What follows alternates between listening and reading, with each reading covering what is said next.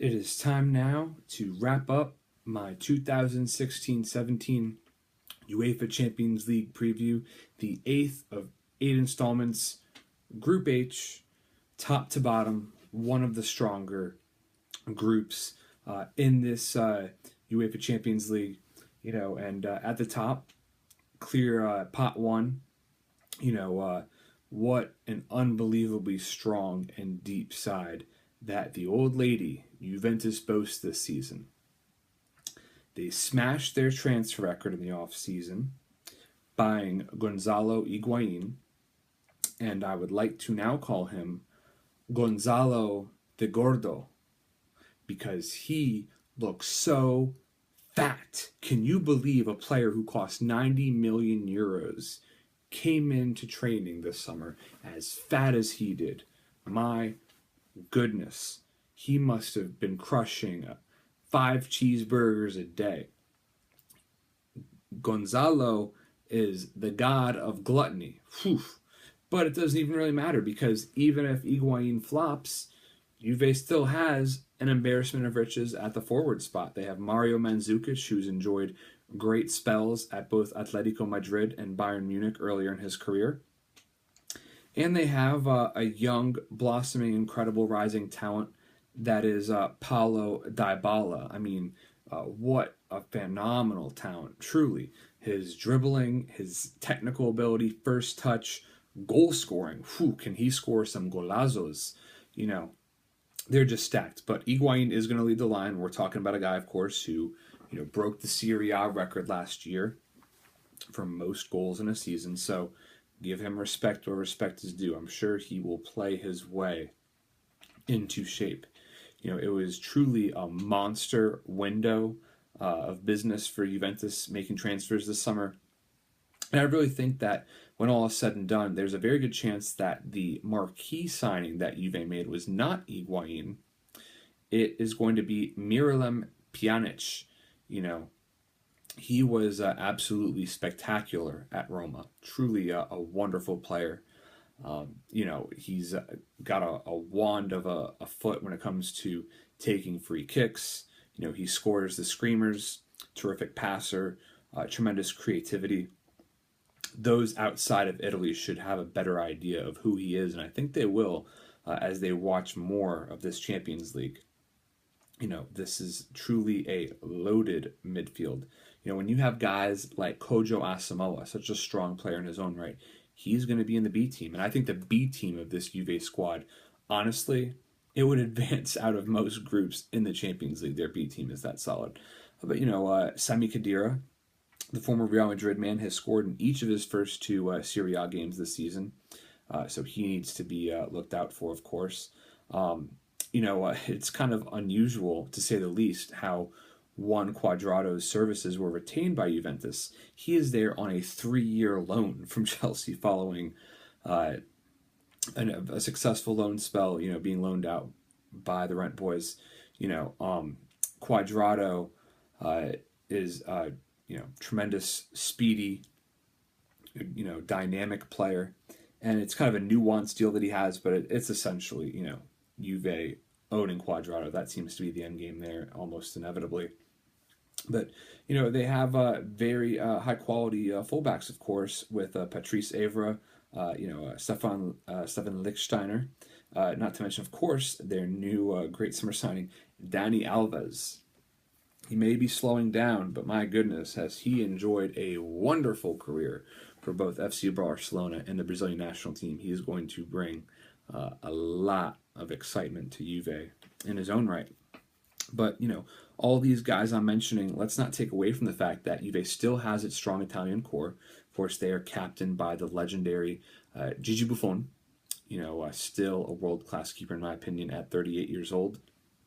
And, they still have Giorgio Chiellini as the vice-captain. He's been there for quite some time. Barzagli and Bonucci, So the Italian core is still there, and that's going to play a major role in Juve's quest for a Champions League crown. And they truly are one of the front runners, in my opinion, to win the Champions League. Now, looking at the Spanish representative of this group, Sevilla.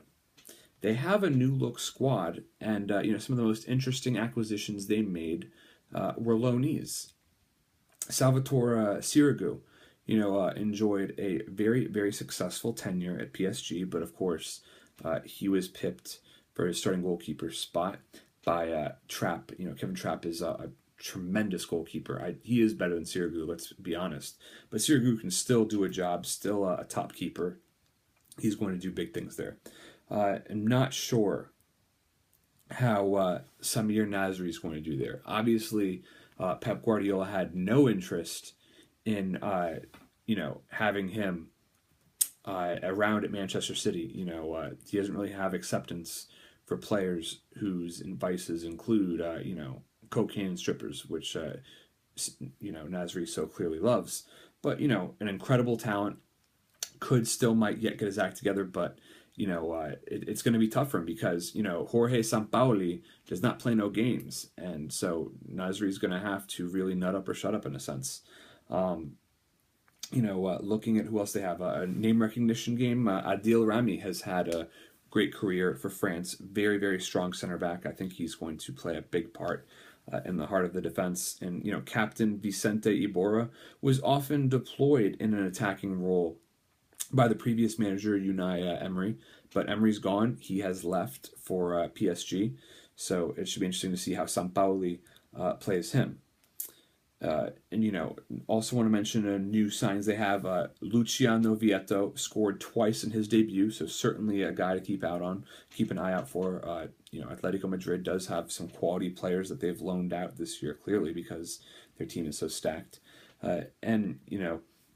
Gonzo. If Gonzo rings a bell, that is because he is the Brazilian who often had his name attached with Neymar. Both of them were teenage wonder kids at Santos.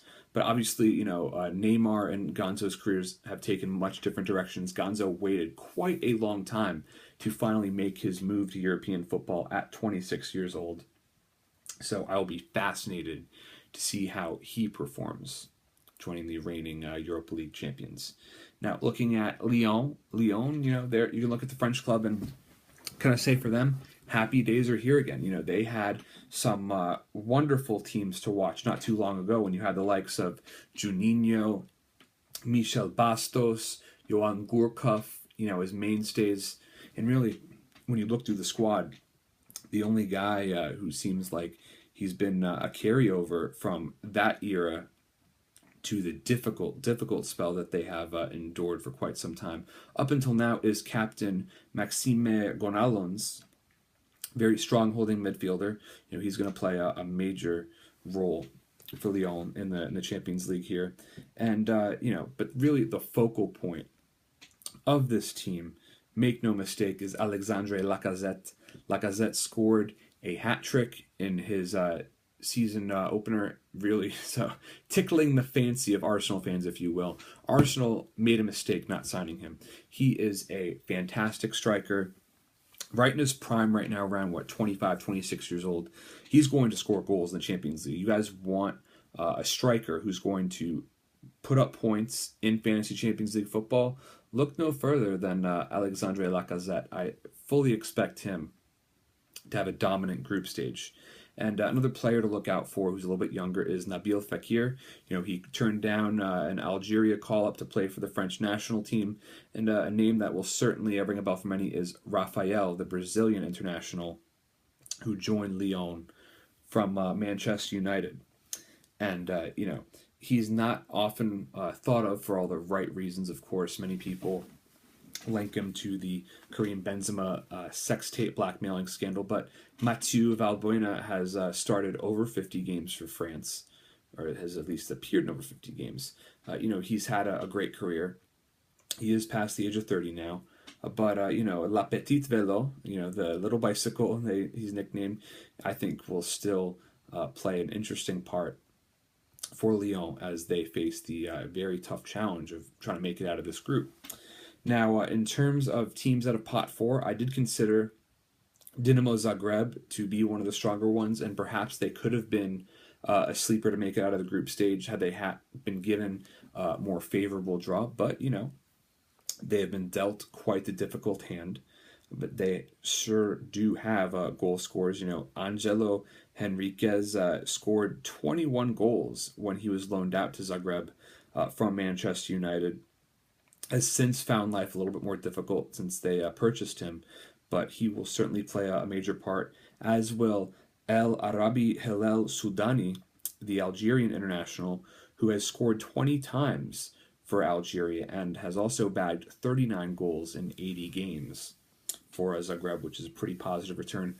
But the player that you really have to keep an eye out for when we're talking about, wonder kids, tremendous talents with very bright future. Ante Koric has generated some massive, massive buzz from some of the biggest clubs in Europe. He was a youth player. He drew a lot of interest from the likes of Barcelona, Chelsea, Bayern Munich. The biggest clubs were knocking on his door, but he ended up deciding to stay close to home in Croatia. So Koric is only 19 years old and already has just so much experience playing senior level football. He's going to go for a transfer fee eventually to a big European side for a fee in excess of 20 million euros. Maybe it could be even top 30, who knows? But he is a very skilled, young, up-and-coming, talented player. And perhaps if you're willing to roll the dice on a younger player in UEFA fantasy, give him a go. Ante Koric, really a name to watch out for now and the future. So with that, my predictions for this group are pretty straightforward. Juve 1, Sevilla 2, Lyon 3, and Dinamo Zagreb 4. And I can't wait to see how Juve in particular plays, as they, I believe, will win this year's Champions League.